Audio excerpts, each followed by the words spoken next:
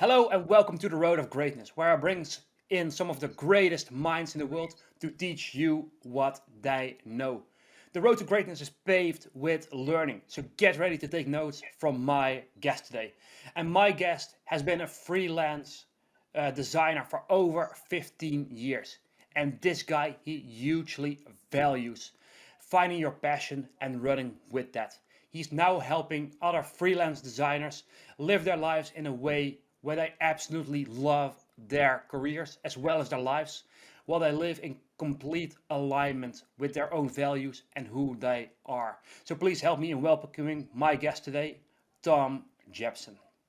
Welcome, Tom. Thank you very much. Thank you very much for the warm welcome. Absolutely welcome. It's great to have you here. Pleasure to be here, and I really appreciate the invitation to talk. All right, yeah. So the first thing I want to get into is a bit of your background, right?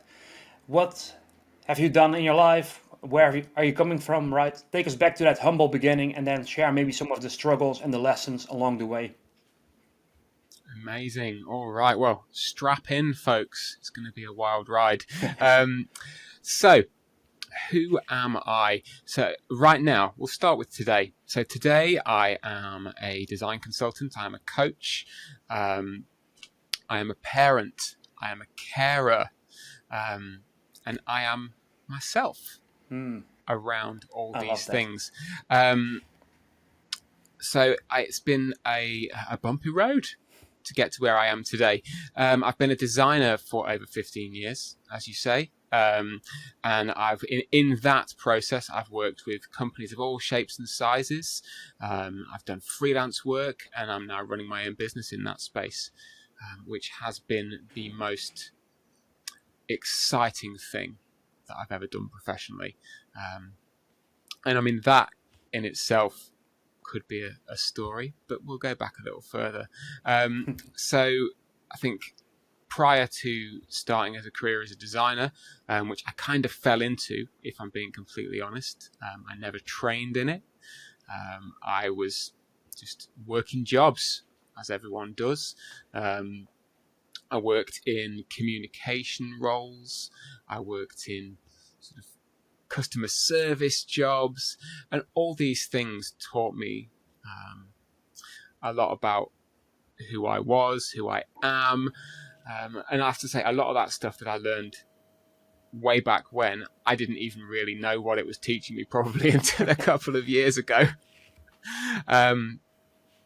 So at the point when I first took a design job, again, I didn't really know what I wanted from that, other than I really loved doing design work. I started in print design, so designing leaflets and brochures and booklets and magazines and all that good stuff. And to anyone that says print is dead, well, we don't need to agree there. But so I started in print and then moved into digital roles. And, you know, that first opportunity that somebody gave me to say, hey, we're going to take a chance on this guy, was the first time that I actually felt valued. And I think that was a really big turning point for me, was when I interviewed for jobs, didn't get the jobs because, didn't have bags of experience. And that first time that I got that first design job, I felt valued. And that experience is something that I hang on to even today, is that, you can take a chance, you can really show somebody else that you value them by offering them that opportunity. So taking the design jobs up to today, worked for larger companies. I've taken jobs for the money, which is something that I talk to my clients about now. And I really wouldn't recommend it, because the jobs that I did take for the money turned out to be rubbish, and I really didn't enjoy them, and they gave me way more heartache than I would ever want to revisit, to be perfectly honest, because they were very stressful times. Worked for startups in teams, worked for startups being the only designer.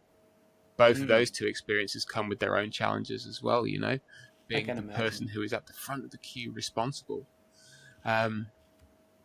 And, following a few tumultuous years where I kind of lost myself in the work and didn't really know what I wanted to do, who I wanted to be, what I stood for as, a creative individual, but also as just an individual. All right. Those experiences, as toxic as they were, really taught me that branching out, breaking out, and going and working for myself was going to be the only option. It was the only way that I could ever really do something which was going to be satisfactory to me, and something that I was ever going to really love doing, Oh yeah, I love the journey that you shared, and I think it's something that to pick up here is that it's really a journey of self-discovery, of finding out. Okay, I tried this, and this. I did like this thing. I didn't like this, and so maybe let's try this thing next. And then another thing that stood out for me is when you said like, oh yeah, it was just mostly a lot of stumbling, right? Sometimes we look at people we idolize, we see on TV or in movies or on YouTube, on social media, and we're like, oh, this person is so great. But we don't see the struggles, we don't see the stumbles, right?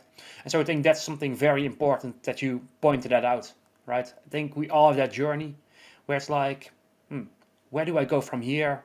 And then you try and you fail, you try again, you fail in a different way. But that's the journey, right?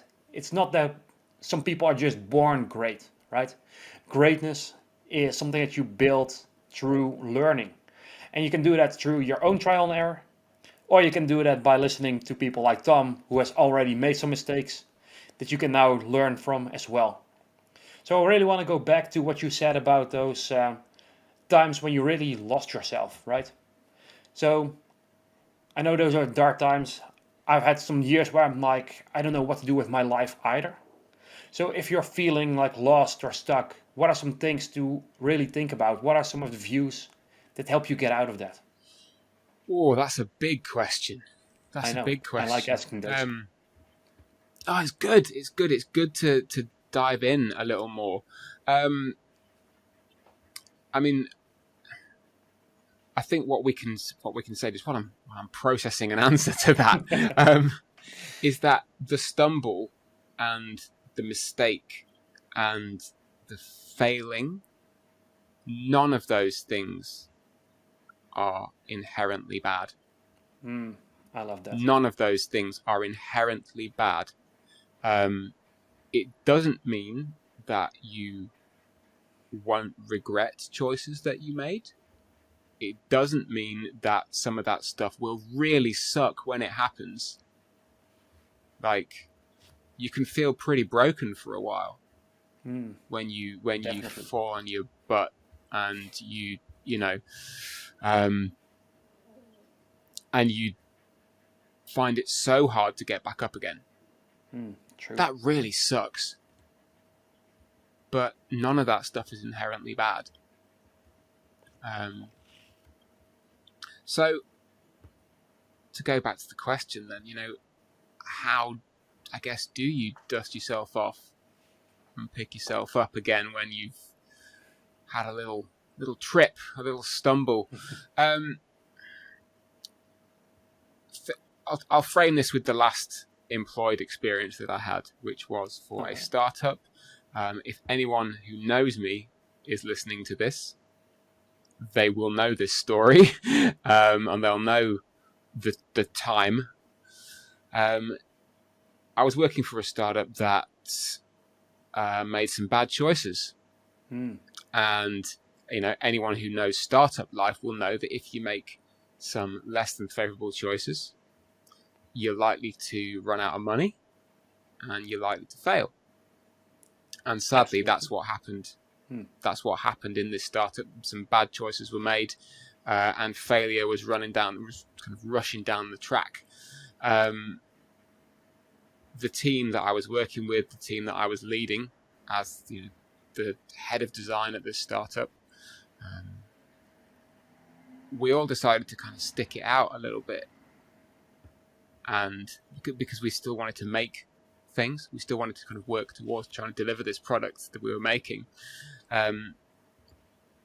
But every time we took a step forward, we felt like we were taking 2 steps back, because Yeah. the people at the top of the company were obviously struggling. And they were taking out that struggle on us, the team.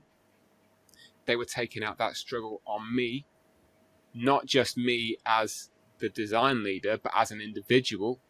So it did get kind of personal. And that was incredibly bad. That period, I know I said previously that the stumbles and the struggles are not inherently bad, but I can say that that was a very bad position to be in. And it did get to the point where eventually I just said, I cannot live like this anymore. That wasn't even a decision, a final decision point to say I'm going to go and start a business and serve design clients on my own. It was, I cannot live like this anymore. I think that's a powerful belief and idea as well, where it's like, until here and no further, that line in the sand. And so for your situation, I think one thing that we all need to realize is that oftentimes that from your superiors, right, that behavior, like talking down on you, that's not really about you, right? That's them coming from a dark place. That's them living in fear. That's them living in scarcity. And people, oftentimes, they need an outlet. They feel so terrible about themselves that they can't really see themselves lifting themselves up. And so they break other people down. I think that's something very important. And then what you said about problems and goals and the stumbling blocks, they're not inherently bad, but you've got to learn from them. And one thing, they're not permanent either, right? Unless we stay stuck in those problems, right? I think that's something very powerful to keep in mind as well. Yeah, absolutely. It permanence when you are feeling like you're failing.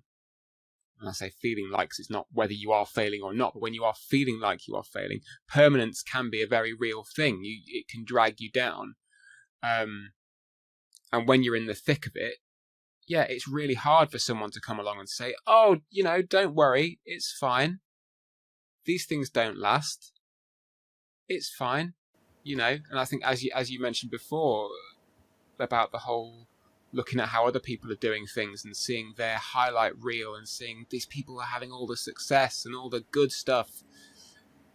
Yeah, they're probably going to be feeling some of that suckiness too, but it doesn't help you right now. Yeah, exactly. It doesn't help you. And it kind of looking at those external things, it can really make you feel not very good. I'm trying to avoid doing a swear. But it can make you feel... You can swear if you want. It's fine.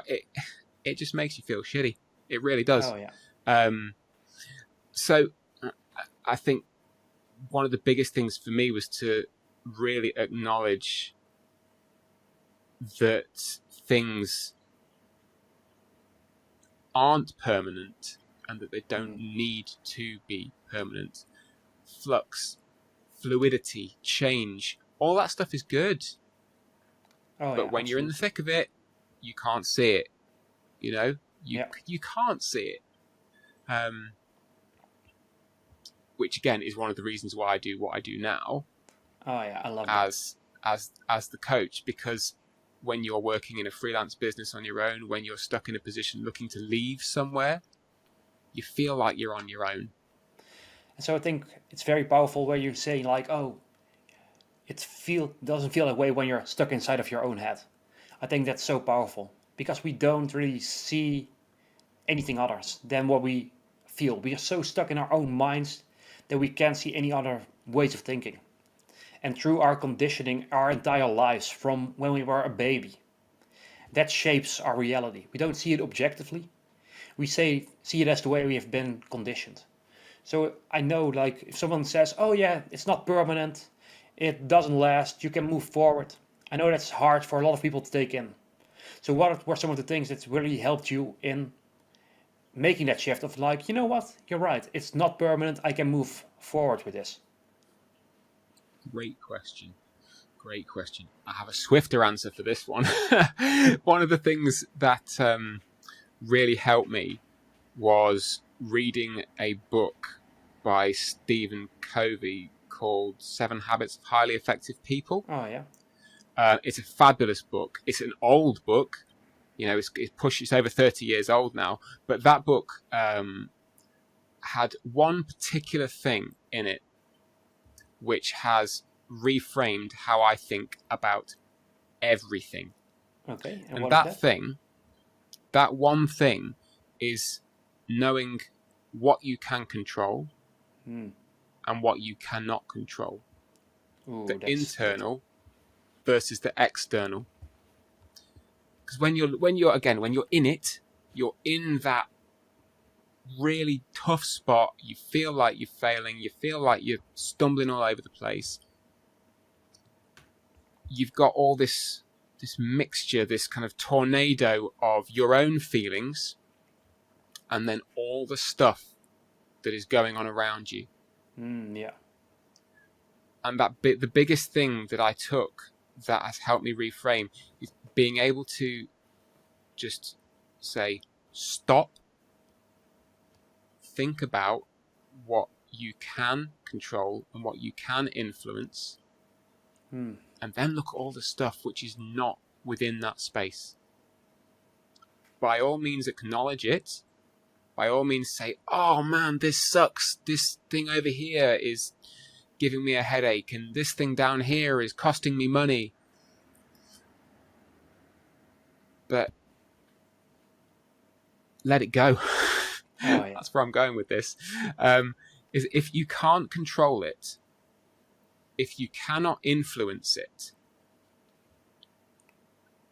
why would you allow that to eat up your energy, your time, your mental space, when the things that actually deserve your attention and your mental, faculties are things which you can control? Oh, 100%. I love that. And I think I learned the same lessons from Tony Robbins. I should reread The 7 Habits as well, to be honest. I've read it like maybe a decade ago. But at the time, I don't think my mind it wasn't open enough to really understand the message. Right? I think that's something as well. If you're living in, oh, I'm not good enough. Oh, I'm failing, right? If you're living in that shitty mindset, then some of the advice, some of the ways forward, they're not gonna really resonate, right? So you really gotta change that focus until, okay, so yes, things suck right now, but what can I do to get out of this? I think that's such a powerful, powerful mindset. Just the stuff that you can't control, sure, it's there, acknowledge it, but don't focus on it. If you focus on the things that you can control, you're gonna move forward. If you focus on what you cannot control, you're always gonna be stuck in blame. You're gonna be feeling bad. You're gonna put that negativity, like your boss maybe did, upon other people, right? We don't want that. So it's really about taking control and taking responsibility. Would you agree with that? Yeah, absolutely. I think the word control could have all kinds of connotations to it. It doesn't need to be a particularly big thing or a particularly heavy thing. It's just about just doing one thing. Oh yeah. Just doing one thing when you're in it. And some days back when I was in the real trials, that one thing may have actually been just getting out of bed and making sure that I was standing enough to support the people that I needed to support, who were more important, who are more important than anything I could ever do as a professional. Oh. That one thing might be saying, here's my resignation letter. I'm not dealing with your bullshit anymore. That one thing might just be get up from the chair, go for a walk.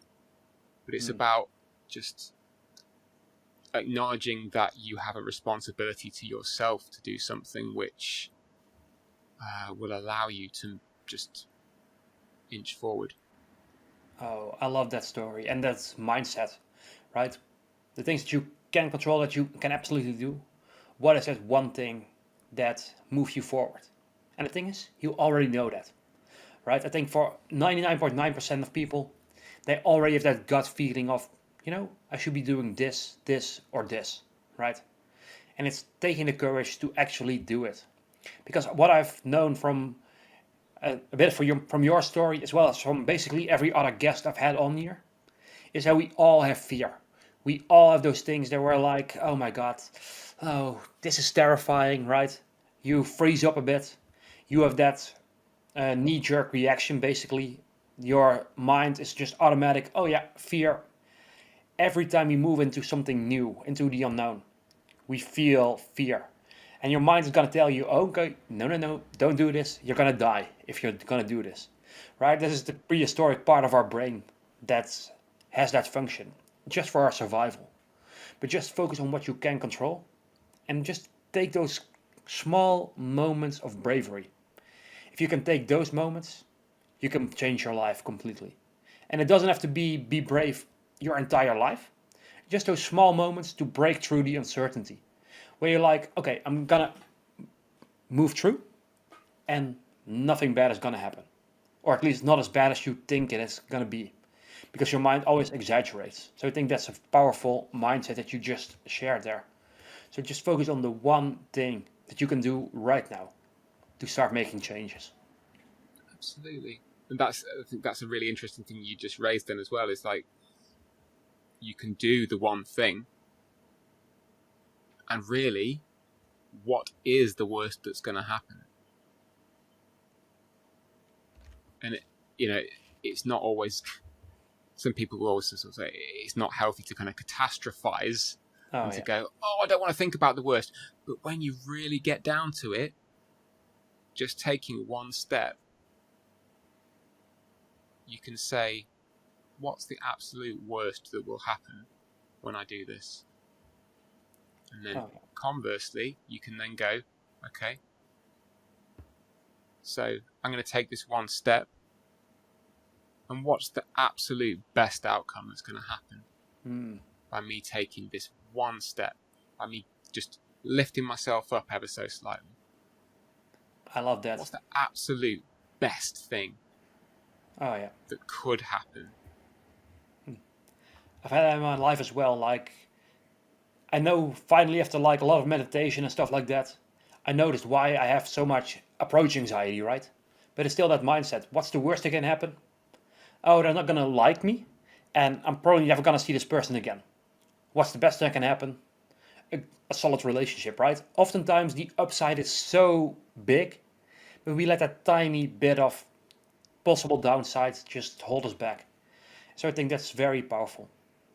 So what I want to go into... Oh, go ahead. No, I was sorry. I didn't mean to cut you off. That's rude. It was just coming back just to something you said about fear and about the worst thing. And you said people often think that they should be doing X, Y, and Z. The should is always about an expectation. I have an expectation that I should be doing this, or I should be doing that, or I should be doing something else. Which then, when you're not doing the expectation, you're not meeting the expectation. That then grows a fear that you are not meeting the standard that you have set for yourself, and you are then lacking. And then when you're lacking, you go, well, I'm not doing the thing, and then the fear begins again, and then the expectation begins again. And at that point, it's like, right, grab yourself, come away. And it's like, where's the expectation coming from? Who are you comparing yourself to? You know? That makes a lot of sense. And again, that was another really big learning for me, was that comparisonitis, comparing yourself to other people. Yeah. There is only one you, so why would you ever compare yourself to anybody else? Yeah. I mean, I do look up to some other people like, oh my God, I want to achieve this, but I don't use that as a way to put myself down. I think that's a healthy way to compare yourself with other people. But most people were like, oh my God, Tom is so great and I'm worthless, right? That's what people often do. We idolize someone else and then we put ourselves down, right? but you can idolize someone else while you're working towards that, while you still have confidence in yourself, in your own abilities, and in your own journey.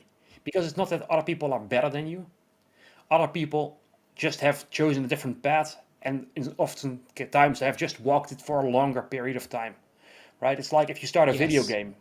We all start at level 1, but someone who started playing 4 months ago, he's going to be level 40 now, right? That's Hmm. just the way it is. Fully agree. Fully agree. It's where are you on the path? All right, yeah. So one thing that you pointed out a little bit is that you really like living in a way where you are passionate about life, where you live in alignment with who you are, with your values. So what are some of those core values that you hold for yourself? Wonderful question. Um, so one of the most important parts of my life is that I have a family, and that within that family dynamic, I am a carer. Because one of my children has disabilities and requires a lot of support. So I need to be there for him to be able to make sure that he can access life in a way which is fulfilling and meaningful. And that responsibility is what drives me to do what I do every day, to make sure that the effort which I apply to the tasks that I do, growing the business, networking, meeting new people, everything within that is purposeful Oh yeah. and is taking me towards the goal of, you know, financial freedom, or my version of success, which is being able to have wonderful conversations with people, um, and learn more. That's where I want to get to, but it is driven by the the responsibility of being a parent and being a carer. Oh yeah. And I want to make sure that everything which I do professionally sets me up to do that role, because that's the real role. Oh, I think that's so powerful what you just shared, right? Our values can become really keystones in our lives and those driving forces, right? And it's also sort of guideline, right? You know, if you're faced with a difficult decision, you know, okay, this is best for my family, this is best for my children, right? And so having a good set of values that helps you eliminate so much of the bad choices because you're like, this does not align with who I am. This does not align with what I think is important. And so I'm not gonna do this. So really, I wanna, like for our listeners, I think it's very important that I think about, what are my true values? What do I care about most in the world? And that's such an important question that I think almost nobody ever asks. It's because it's a really hard question. Like it's the thing, and I'm sure I can say with probably almost 100% certainty that for you and for me and for anyone, for us of 20 years ago, would have probably come up with a really quick answer, because I'd probably had like 20 years of experience behind me. The me of 10 years ago would have given a different answer, probably taken a heck of a lot longer to get there. The me of today has learned a heck of a lot and would probably give a much slower answer, but a much more focused thing, because your values change over time. And again, that's another one of those things that is okay. The things which you value and the purpose you align yourself with, if that changes over time because you as an individual change and grow and develop, that's fine. It's better than fine. If you can do that and say, you know what, I'm different from who I was 5 years ago, and this is why I'm different, bravo to you. Yeah, absolutely. And those things change over time. So, for example, I was just looking down a bit. I was looking for this. Like, I have some my long-term goals written down. This one is for core values and beliefs. So one of them is, for example, always looking to grow, right? Perpetual growth, seeking knowledge, being curious, not thinking that you know everything. That's an important one. Let's see what I've also have here. I choose optimism and I default to positivity. I think that's a powerful one as well for me. Let's see. Discipline is another one, right? That's something that's valuable to me, and I know that if I want to be my best self, I need to put in the work. I think it's Jocko Willing who says like discipline equals freedom. If you want freedom in any area of your life, you've got to be disciplined, right? If you want financial freedom, you're gonna have to have the discipline to save, to invest, right? You're gonna have the discipline to maybe make some more money, right? That's a skill, that's a discipline. And so that's something very important. One of my core beliefs, I believe I can achieve anything because of my human ability to learn and adapt. I think that's something that we all have. And I know that Tom Bilyeu talks about this from Impact Theory. Not sure if you know him. The name rings a bell. Yeah. But I don't know his work directly. Okay, yeah. Like he has a podcast like this as well as like running $1 billion company. But he says Wow. yeah, very successful in basically every word of the meaning of the word, right? But he says like, I don't think I'm the smartest person in the room, like never, but I can learn. I can change my mindset. I can learn new things. He's always asking questions, and I think that's a key concept, at least for me, to move forward, right? If we're always learning, we're always gonna get to a better version of ourselves. 100%. That's being able to learn and having the capacity to learn is, I think, what makes humans, isn't it? Oh yeah. This is not a scientific take on it at all, but from a kind of a philosophical perspective, as human beings, we learn and we grow, whether we are conscious of it or not. Oh yeah. You pick up a hot cup, you put it back down, and you're not going to pick that hot cup up again because, damn, that was really hot and that hurt.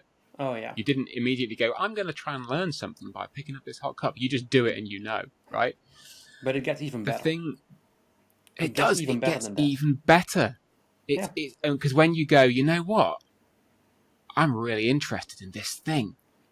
So I'm going to peek under the lid there. I'm going to have a little look at this. And then you suddenly, it's like the Ark of the Covenant opening in Indiana Jones. And all that, well, that wasn't good stuff that flew out of that, but all the stuff flies out of it and it goes everywhere. And you go, oh my gosh, I didn't even know that was in there. Yeah, and then except that almost everyone at that scene died, but I get the point. As I say, context is everything, but but it's when you open the lid and you go, I didn't even know I was capable of doing that. Oh yeah. And I think the thing that you mentioned about the discipline, anything that when you're discussing concepts of that degree, responsibility, success, discipline, motivation, it comes to the individual. This is, me as an individual, you as an individual, clients as an individual. It's to work out what those particular concepts mean for you and implement them in your way.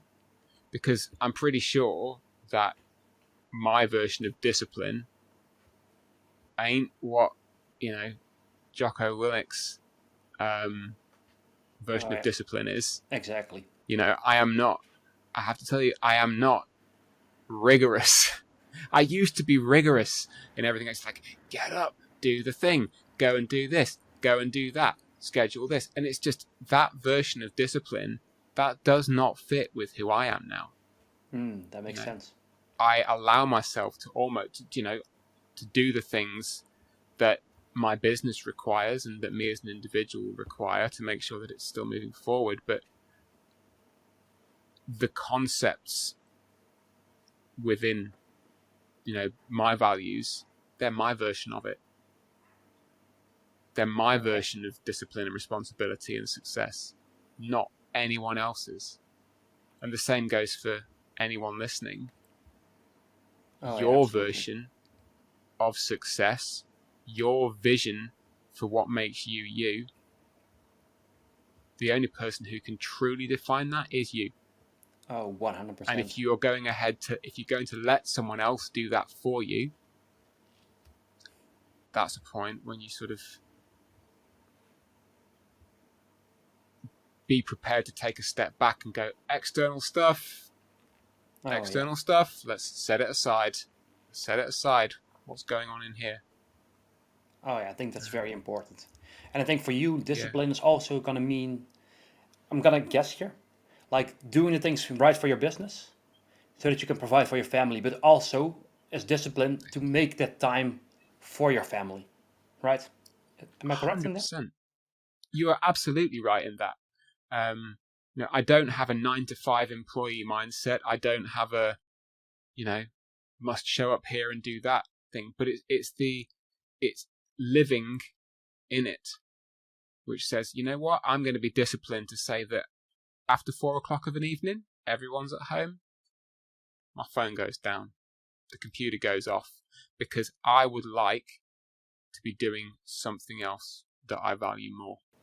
And I think that's such a great take on discipline, to be honest, right? We think about, oh yeah, we're just gonna grind 12 hours a day. Well, no. Of course, I've got things that I want to be doing on a day-to-day basis. And actually, I use this. This is my organization system. I just write down on a post-it like 5 tasks for the day, and I get those done, right? But then I also have time to, for example, yesterday I had, I think, 2 interviews for this podcast. I had some other work, and then afterwards I just went to the bar just to have a drink, right? So that's also part of it, right? It's sure you need discipline to achieve something, but that doesn't mean you work every hour of the day. You also need to enjoy life along the way. That's crucial. Yes, you absolutely do. It's one of the things that I think creates an illusion that we are making progress is this concept of busy. It's that I'm so busy. I have things to do, which mean I am busy. And as soon as you start putting up that wall of busyness, you can forget to enjoy just what's happening around you, you know? Mm.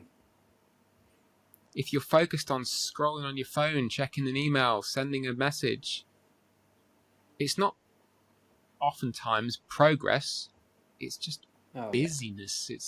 It's keeping idle hands doing something. But as you say, I love that you for yourself will take time out and go to the park. Yeah. I'm all for that. Just go and sit in some greenery for a while. I mean, it was really hot in the UK here on Monday. Monday just gone. You know what I did?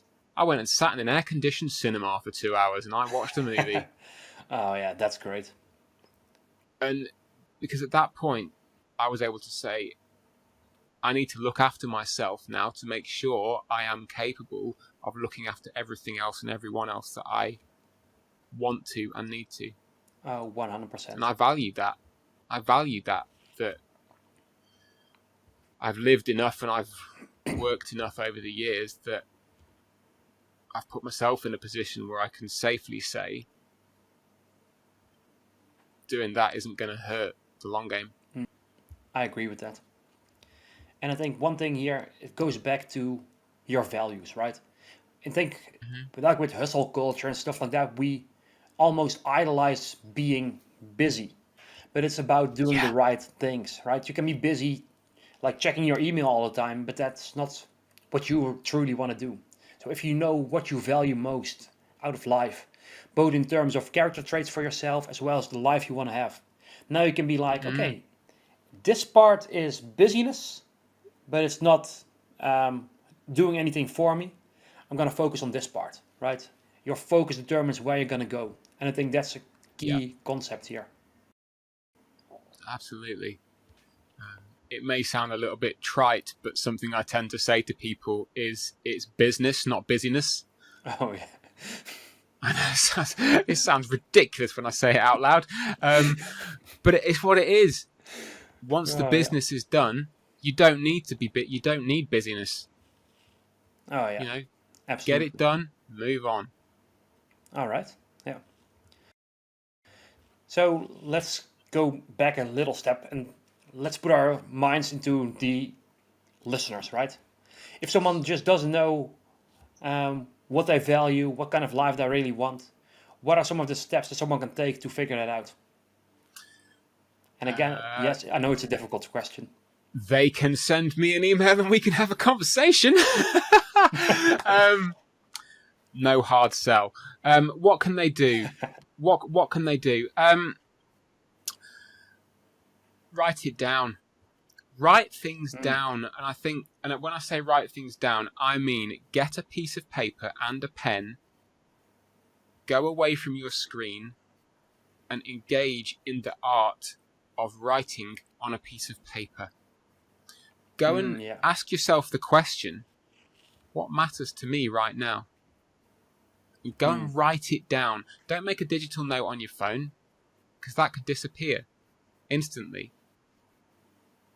So can a piece of paper, but go and write it down. Write down the things that matter to you in that moment. You don't need to look to 5 years down the line or, every last task that you believe you have to do that week or that day or whatever. Just write down what matters to me right now. That's important, yeah. Because, again, I think you alluded to it before. We don't often ask ourselves that question enough. Yeah, And it doesn't need to be as big as what is my purpose in life, or what do I value, for what are my guiding lights or my North Stars for everything I want to do. It's just what matters right now. And if what matters to you right now is taking a nap because you're super tired, you've identified it, and well done. Oh yeah. So definitely, just if you. Oh yeah. Go ahead. No, that I kind of rounded out the point before I start repeating myself. It's just taking a hot minute to ask yourself the question. Definitely true. And I think it's so important because we get stuck in our own head that we can't see the full picture. So what you're doing, if you're writing things down, you're literally taking what's inside of here, putting it on paper so that you can now look at it from quote unquote distance, right? It's like looking at the map versus being inside of the map, trapped inside of it. Absolutely. And so one of them is going to get you a lot better results when it comes to finding your directions. Yeah, absolutely. So that really helps with clarity. Clarity is a really good word there. Clarity. Because it's like, imagine a dirty window. What are you going to do with the dirty window? You're going to wipe everything off it so you can see through it. The same goes for what's in your head. You've only got a limited amount of space up in that, brain box of yours. So getting everything out of there is like cleaning down a cloudy window. Just get it all off, get it all out there so you can really see through it. I think oftentimes we do the opposite in life. Like the window is already dirty and then we're throwing mud at it like, oh yeah, Netflix and TikTok and social media, let's throw more mud at the window. And then we don't really know anymore what we want. Yeah. I think that's so key. We have so many distractions these days. But really, we need to sometimes take a step back to focus on, what do I really want? And I love that question that you asked. I love that. I think if people go away and write it down and just have it as a little note, get a sticky note, bang it on your front door so the last thing you see before you leave the house, if you're going out to work, if you're an employee for somebody else, write it down, stick it on the back of the door, last thing you see. What do I really want today? If it's for you as a freelancer, write it next to your bed, make it the first thing you see when you wake up in the morning. What do I really want today? Yeah, I got mine on the mirror. Yeah, that's a great place to have it. So, because then you're looking, it's the most open, honest thing, isn't it? You're then looking at yourself and you can just say, oh yeah, what do I want today? What matters to me right now? Yeah, I think that's a good thing. So for me, what I have written down there on that note is just some core values like default to positivity. Always Yeah, strive for growth in yourself. yeah, Um, like do what you say you should be doing, right? Because that's another thing. We know what we want to do, but we, for some reason, just don't do it. And part of that is fear or hmm uncertainty, doubt. yeah. So yeah, it's Taking really taking action's those hard. steps. Yeah. Yeah, Oh, it definitely is hard, especially when you're in that dark mindset where it's like, oh my God, I don't see a way out, right?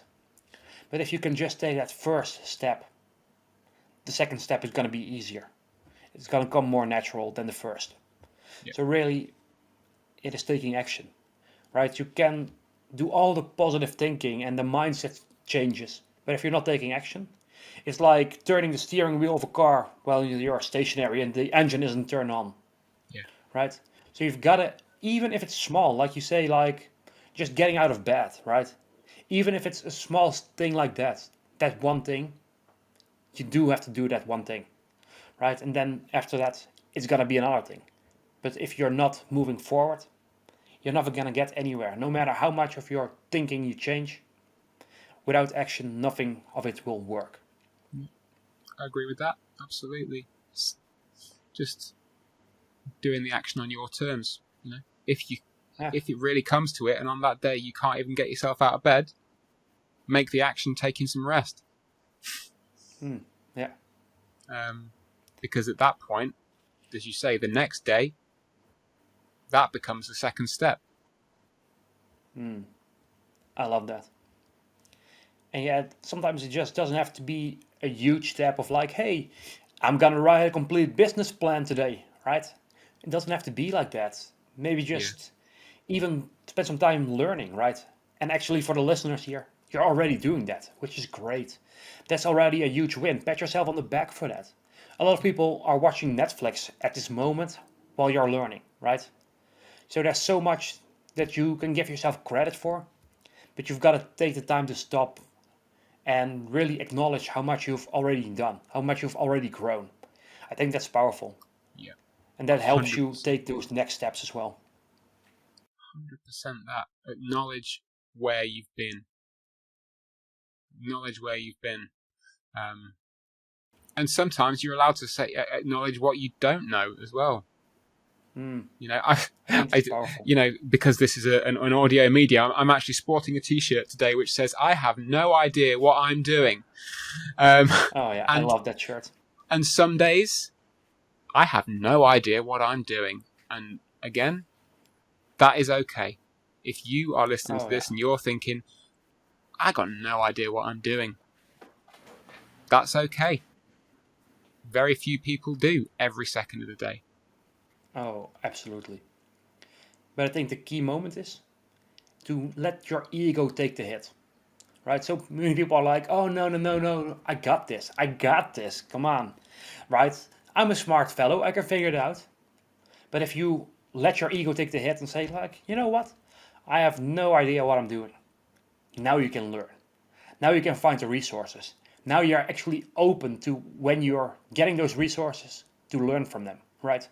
Like I was saying before with the 7 habits of highly effective people. When I first read that, I didn't really took in the message. I didn't take it in because I'm like, yeah, I know better anyway, right? There was Yeah. a bit of the ego, a bit of my defenses that, maybe I don't know all that much, right? I was thinking I'm smart, so I've got this on my own. But that's not how you learn. You've got to be open to it, and you've got to let your ego just get hurt that little bit. So that there's a bit of pain where it's like, maybe I'm not all that great as I think I am. Now you can learn. Oh, that's a good one. That's a real good one. And I think that for me, that was a huge learning way, way, way back when.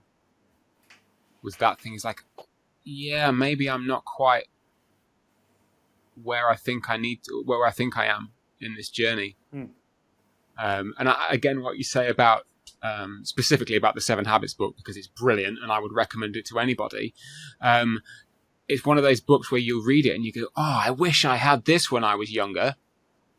And then you'll go, oh yeah, but actually I wouldn't have acknowledged it because I was younger and I thought I knew better.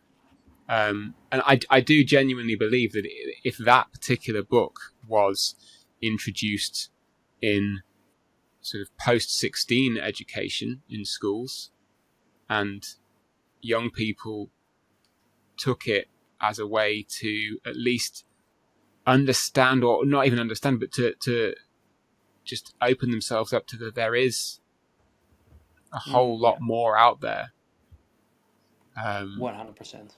You know, we're going to see generations of kids with superpowers and self-awareness and compassion and care like nothing else, because they have started to acknowledge who they are. Oh yeah, I think we should have less focus on math and biology, that kind of stuff. I mean, it has its place, it's important, but two things that I really wish the educational system did was have people think about the way their mind works, right? If you can teach people that at a young age, like you say, it's like a superpower, right? If people can understand already, like say from 12 years old, that, oh, you know what? I'm feeling this way because this thing happened earlier, right? People can have that understanding. Because now, like, sometimes people can live to 1200 and not know that, right? People can live to an old age and still not have a clue about how their mind works. Yeah. So I think that's something that we should really teach in schools myself. And I love that. Yeah, I think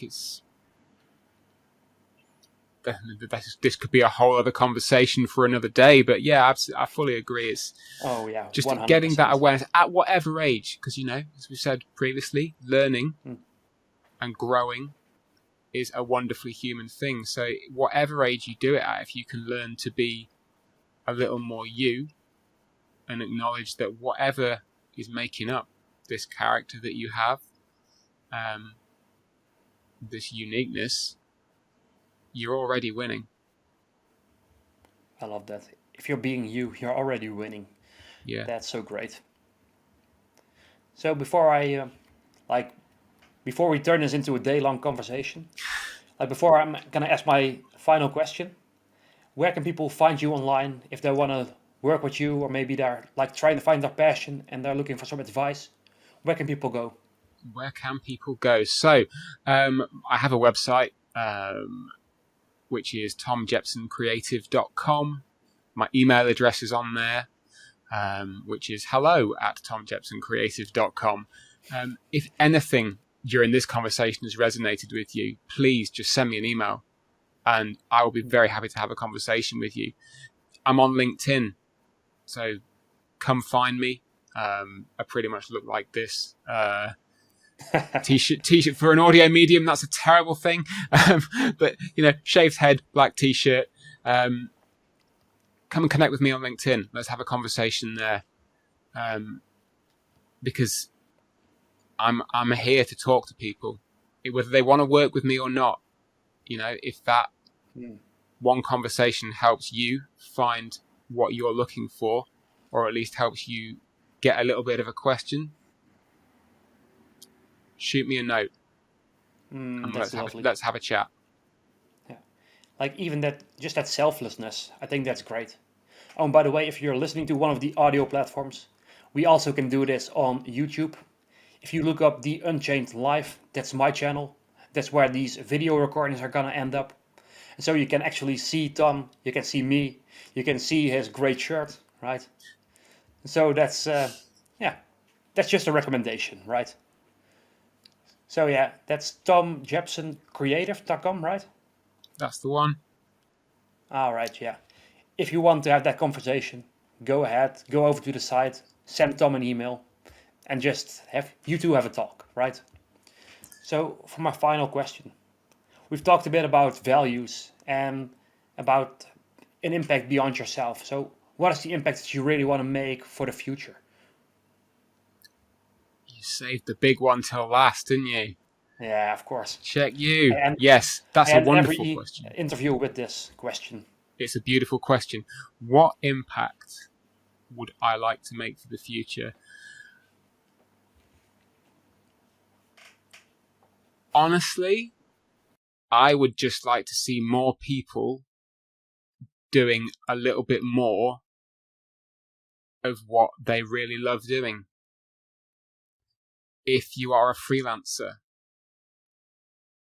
do more of the freelance work that you love to do. If you are an employee, find whatever it is within your job and just do a bit more of it. Find a way to do it. You know, if you don't work, if you are in service to somebody else, just remember that you have you as well. And just find a little bit more of what you love in whatever you're doing. Because honestly, I think we all need that. The last few years of our global situation has shown us that. So yeah, if I can do that for people and help them find more of what they love and be their kind of successful, I think I'll have done a good day's work. Oh yeah, I absolutely love that. It's such a great message. Just do more of what you love, and if you don't even know what it is, then go try stuff, right? It's your life. It should be enjoyed, right? It's not that we grind, and then we die, right? No, it's a lovely journey, and you've got to find those moments of enjoyment, and you've got to create those moments yourself. So I think that's very powerful. Any final words for the audience, Tom? Don't want to end up repeating myself, but just whatever you're doing right now, in this moment, acknowledge it. And, stay hydrated while you're doing it. Oh yeah, definitely. I've got my bottle here as well for the Yeah. people on YouTube. And so yeah, that's very important. So for now, you've been listening to me and Tom for almost an hour here. I hope this has really helped you in shaping your own mindset and maybe giving you a new perspective, a new outlook on life, your values, and where you want to go from here. So what I would urge you to do is really spend some time to think about, what do I want right now?